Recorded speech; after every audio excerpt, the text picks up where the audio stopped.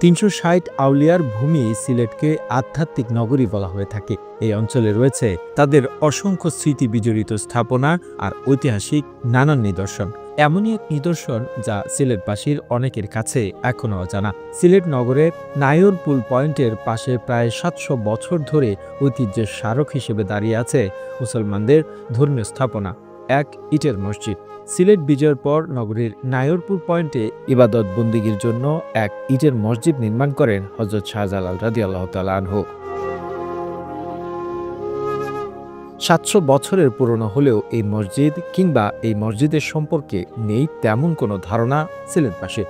স্থানীয় কিছু লোকজন ছাড়া আর মসজিদের তদারকি করা মোতালেব পরিবার ছাড়া এই মসজিদ সম্পর্কে জানেন না কেউই। প্রচার আর প্রচারণার অভাব থাকায় আজ লোকচক্ষুর আড়ালে শাহজালাল রাদিয়াল্লাহু তাআলা আনহুর এক ইটের মসজিদ। মসজিদের পাশে থাকা একটি দোকানের লোকজন যেটার দেখাশোনা করেন। কেউ চাইলে এসে নামাজ পড়তে পারেন এখানে। তবে মসজিদটি এমনই এক মসজিদ যেখানে উপরে ছাদ নেই কিংবা প্রতিদিনকার নিয়ম মাফিক এখানে আজান হয় না।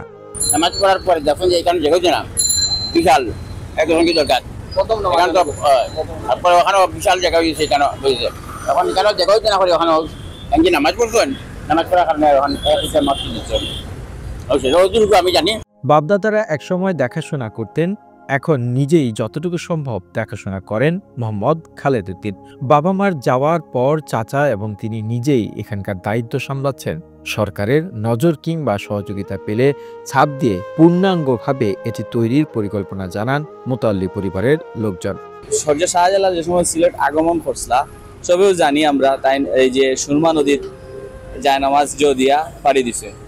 এরপরে তাই প্রথমে আইসলা আমরা শাহজালাল মসজিদে আইসলা আমরা বাড়ির ভিতরে, এটা আমরা বাড়ির ভিতরে এক সাইড আর কি ফার্স্ট লেভেল ইয়া এক সামনে রাখে নামাজ পড়ছে রাখি, যার কারণে এটার নাম পড়ছে এক ইটের শাহজালাল এক ইটের মসজিদ।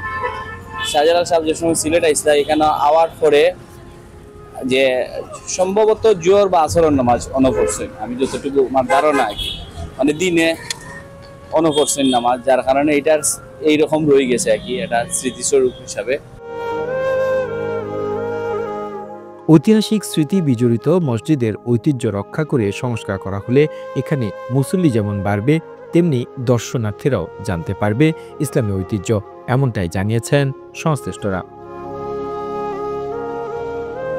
The news Bangladesh desk report.